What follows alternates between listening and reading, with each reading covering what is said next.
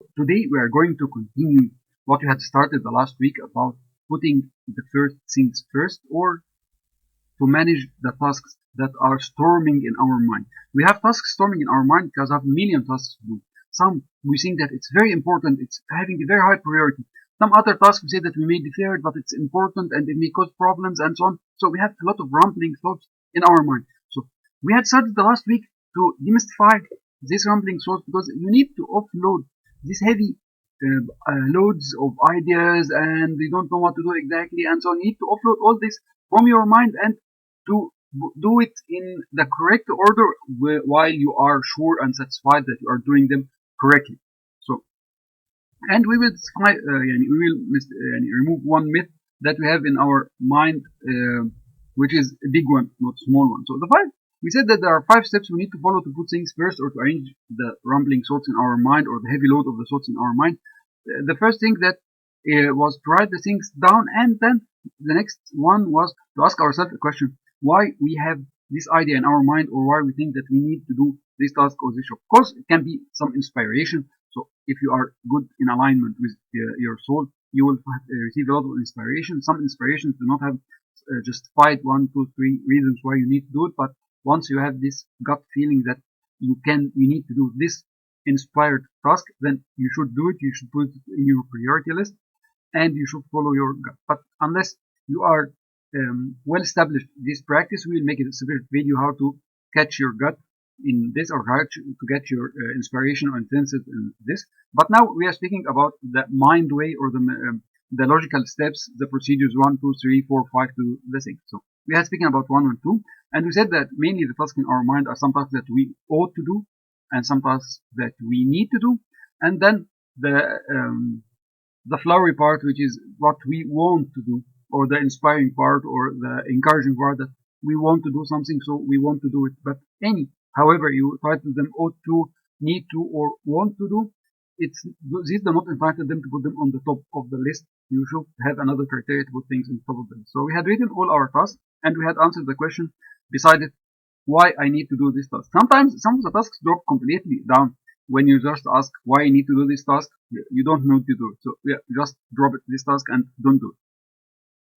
So now we go to the third question, which is linked with the fourth question. So because both of them are related to the time. So the third question is when this task need to be done.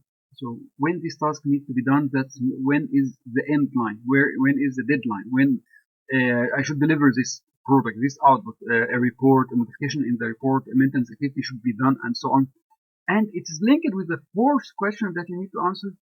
Is there any preparations that need to be done before doing this task? Why we need to couple these questions together? Because the preparations are linked with the time also. Because you take time to make preparations, you take effort, take manpower to make the preparations.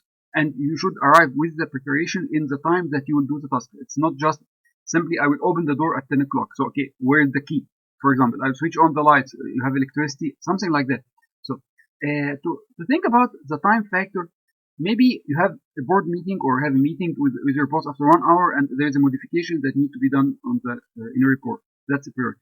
The production in the plant will stop after 1 hour, and you have some tasks that need to be done in the gap time. But this one you need to ask, I should do it, and this will come to the fifth question: what happens if I don't do it? So, and also the preparations. Maybe the plant will stop after 1 hour, but the preparations needs 2 or 3 hours. So anyhow, if I start preparing now, I will not catch this time slot. So both of these questions work together. You cannot work on one of them and leave the other one, which is when I needed to do this task and what are the preparations needed. For example, we said that about the quick urgent tasks, but what about that I have a maintenance, a major maintenance in the plant that I need to do it after 8 months?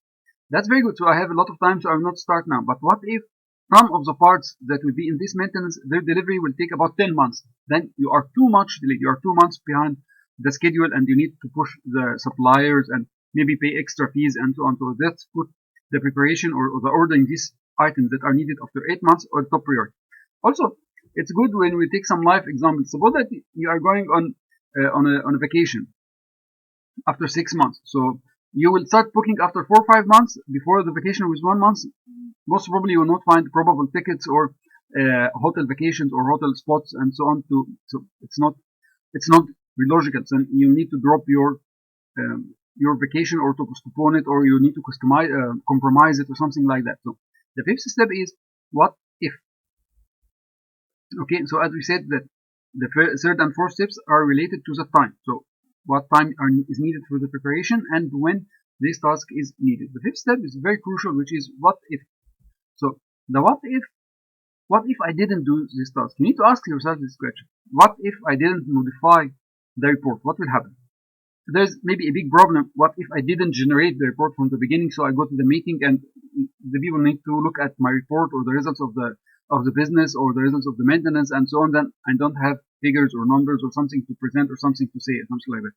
That's equal to in the life if you know that it's your wife's birthday or your mother's birthday and on your friend's birthday and you don't bring a birthday cake, you don't order a birthday cake. So it's the same. Also, if it's what happens if you don't book your next trip, you will not go on the trip.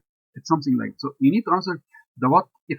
But the problem on the what if question that some of the answers are conflicting. For example,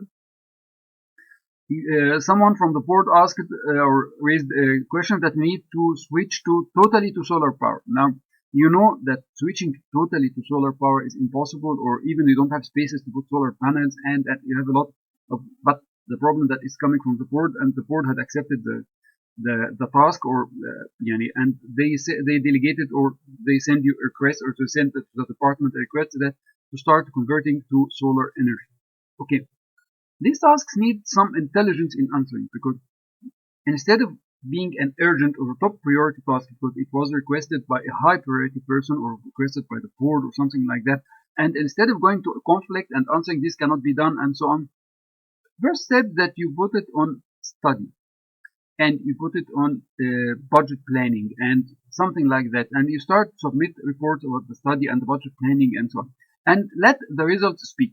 Believe me, sometimes when you yourself reach the results, you will find that you can do this task that you were resisting in the beginning and saying that you cannot do. After some time, you'll find, no, I can do this task. It's easy and it's beneficial and it can be done even partially and so on. Sometimes your results and study and planning and so on, when submitted, will close this subject totally. So simply, instead of this high priority task, because it is requested by high priority authoritative party, no, it was switched to the study and planning, and then it was filed and closed, or it was because it was coming from an authoritative party, it was already established, and you find that it's needed. But you need to give yourself time for study and planning. So instead of do it, so I will study it. So you see, you need to be a little bit smart while giving some feedback. So the last thing that we need to remove from our mind is the myth about the Atlas. So the Atlas, at the Greek methodology, says that he was sentenced that he will support the pillars that's holding the heaven and earth apart. And if he left them, the pillars will fall down and heaven and earth will collapse and will crash and so on. So you are not Atlas. And we are all not Atlas. And we are not sentenced for this heavy duty. And even don't volunteer to do this heavy duty. And nothing will collapse or will fall apart if you didn't accomplish it. So you need to measure the real consequences of not doing the things, and you need to master the philosophy of delegation, or you need to master the skill of delegation. Even if you are working on a single company or working alone, you don't have somebody else to delegate it. We said in the beginning, you have 5 steps to prioritize the things and to say and to drop something that you will not do because nobody is need them, you don't know who is need them, and they are of low priority and there are problems in performing them and so on. But supposedly that you are working alone and you have a task that you need to do. You need to understand that even working alone, you can delegate, you can subcontract small things that you cannot do, small things that will take a long time or hard effort from you. So you need to master the skill of delegating or subcontracting. I will give you an example. Some people might not think about it, but first we start with management. Management is the coordination and administration of tasks to achieve the goal, to execute and achieve. But you need first to coordinate and administer. That's the management. So supposedly that you need to get your next meal. So sometimes when you need to get your next meal, you think about cooking your next meal. Then you need to get the ingredients and you need to have the time, and you need to have the skills, and to cook your next meal. If you have the time and the skills and so on, of course, you will use better ingredients. It will come at a better price, at a better taste, maybe much more better than any outsourcing or any ordering a delivery for your next meal. But supposedly that you don't have the skills, you don't have the ingredients, or even you don't have the time. You are working with a project and so on, and you need to eat something, and you will spare 2-3 hours for cooking a meal, or even 1-2 hours to cook a meal, and so on, instead of ordering a meal. So that's something like delegating or subcontracting your next meal. You can think about it when you subcontract an expert, when you subcontract a freelancer, when you subcontract a construction company, when you subcontract a special matter expert. All this are subcontracting that will help you to shorten the time, will compensate skills you are missing.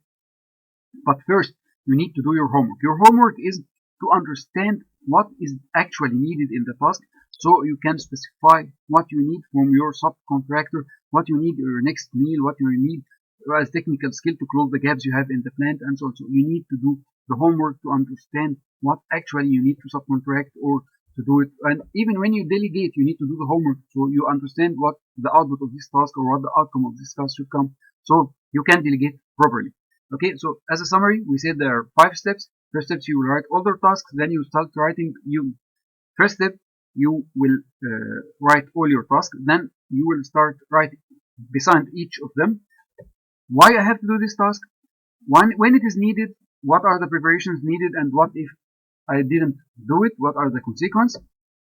As I told you, we are not Atlas, we are not sentenced to hold the earth and heaven apart, and we can delegate. Nothing will fall apart because we are not here, but we should be accountable for what is requested from us. If you feel that what we had said is touching you, you can reach us through Fiverr for consultancy service. You can reach us to reach our trainings. You can see our trainings on Udemy. So you can reach any of them and you can check our trainings. You'll find all the links with also all our free materials, either blogs or YouTube videos and explanations and so on. You will find all of this in the description of this video.